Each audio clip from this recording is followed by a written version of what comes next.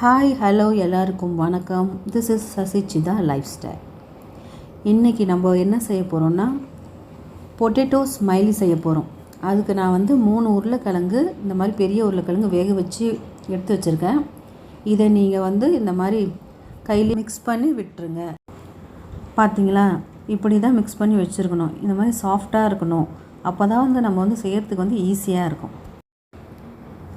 ஒரு spoon bread crumbs போட்டுக்கோங்க. Bread crumbs இல்லைன்னா நீங்கள் ரஸ்க்கு தூள் போட்டுக்கலாம். ஒரு ஸ்பூன் அரிசி மாவு,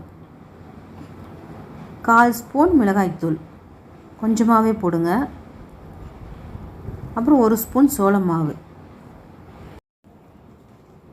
ஒரு சின்ன ஸ்பூன் அளவு உப்பு போட்டுக்கோங்க. உப்பு போட்டுட்டு இதை நல்லா பிசைஞ்சு விட்டுருங்க. இந்த மாதிரி மிக்ஸ் பண்ணி வச்சுக்கோங்க. அடுத்தது ஒரு பிளாஸ்டிக் கவர் எடுத்துக்கோங்க. அந்த பிளாஸ்டிக் கவர் எடுத்து இந்த மாதிரி எங்கள் கிச்சன் மேடை மேலே நான் போட்டு வச்சுருக்கேன். நீங்கள் வெறும் மேடை மேலே கூட தரட்டலாம். ஆனால் தரட்டினா நம்ம செஞ்சு முடிக்கும் போது ஒட்டிக்கும், எடுக்க வராது. ஸோ அதனால் இந்த கவர் மேலே போட்டு நீங்கள் தரட்டினீங்கன்னா உங்களுக்கு ஈஸியாக எடுக்க வரும். இந்த மாதிரி லைட்டாக பிசைஞ்சிட்டு சப்பாத்தி கட்டையில் நீங்கள் கொஞ்சம் எண்ணெய் தடவிக்கோங்க. அப்போ தான் நீங்கள் தரட்டும் போது ஒட்டாமல் வரும்.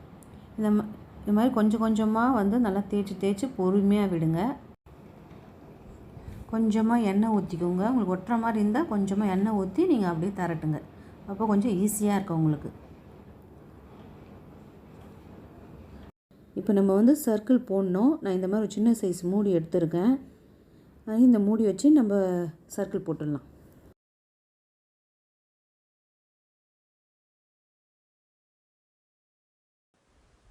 இந்த மாதிரி ஒரு பென்னு மூடி எடுத்துருக்கேன் நான்.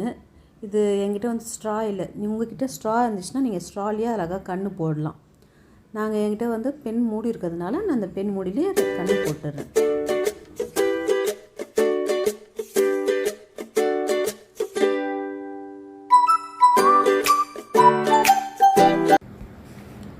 பார்த்திங்களா, இந்த மாதிரி கன்று ஃபுல்லாக போட்டேன். இப்போ ஸ்மைலி போடணும். அதுக்கு இந்த மாதிரி ஒரு ஸ்பூன் எடுத்துக்கோங்க. ஸ்பூன் எடுத்து அழகாக ஸ்மைலி போட்டுக்கோங்க.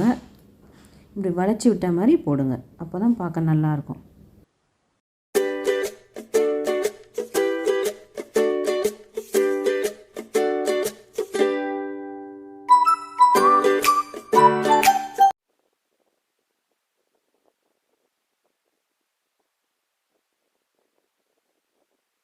அவ்வளோதான், ஸ்மைலி ஃபுல்லாக போட்டாச்சு.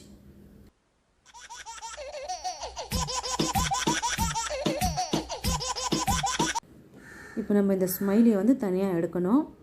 அதுக்கு நம்ம இந்த சைடில் இருக்க மாவெல்லாம் எடுத்துடணும். எடுத்துகிட்டு இந்த மாவை நம்ம வேஸ்ட் பண்ணக்கூடாது. திரும்பவும் நம்ம பிசைஞ்சு இந்த ஸ்மைலியை நம்ம ரெடி பண்ணிக்கலாம்.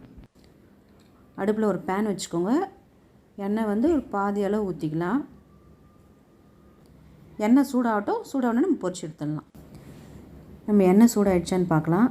சூடாகிடுச்சு. இப்போ நம்ம ஒன்று ஒன்றா பொரிச்சு எடுத்துடலாம்.